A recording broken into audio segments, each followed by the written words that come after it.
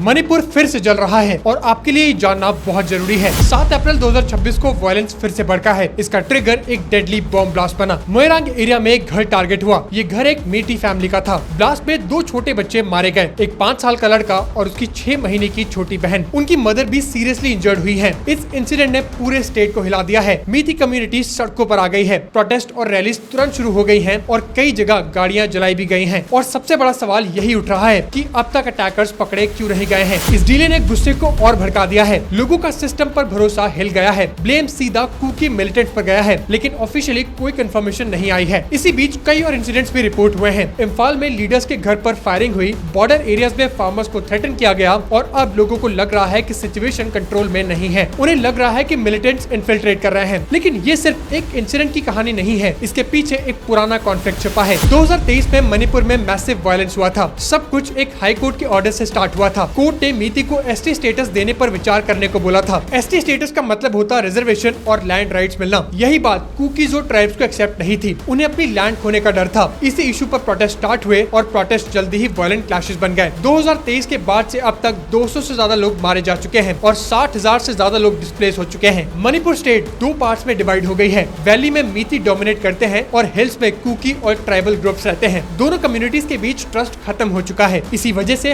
हर incident communal बन जाता है। ब्लास्ट हुआ तो ब्लेम कुकी पर गया। कुकी साइड ने इसे डिनाई कर दिया है और जब ट्रूथ क्लियर नहीं होता तो रूमर्स फैलते हैं और रूमर्स वायलेंस को और बढ़ा देते हैं। मिलिटेंट्स भी सिचुएशन को और फ्यूल कर रहे हैं। इंसर्जेंट ग्रुप्स ग्राउंड पर एक्टिव हैं। पुलिस के वेपन्स भी लूट हो चुके हैं और ड्रग ट्रेड भी एक बड़ा फैक्टर है। म्यांमार बॉर्डर से स्मगलिंग होती है और मिलिटेंट्स को फंडिंग यही से मिलती है। गवर्नमेंट पर भी लोगों का ट्रस्ट वीक हो चुका है। Former CM N Biren Singh पर बायस के एलिगेशंस लगे हैं और 2025 में प्रेसिडेंट्स रूल भी लग गया है और अब सेंटर डायरेक्टली स्टेट को कंट्रोल कर रही है। लेकिन फिर भी वायलेंस रुक नहीं रहा है। अब मणिपुर एक डेंजरस साइकिल में फंसा है। पहले अटैक होता है, फिर प्रोटेस्ट होता है, फिर पुलिस एक्शन होता है, फिर डेथ्स होती हैं और फिर गुस्सा और बढ़ता है और यही साइकिल रिपीट होती है। मणिपुर में प्रॉब्लम अब सिर्फ वायलेंस नहीं है, बल्कि सिस्टम पर भरोसा ही खत्म हो चुका है। तो इस पूरी सिचुएशन पर आपके थॉट्स मुझे कमेंट्स में जरूर बताना।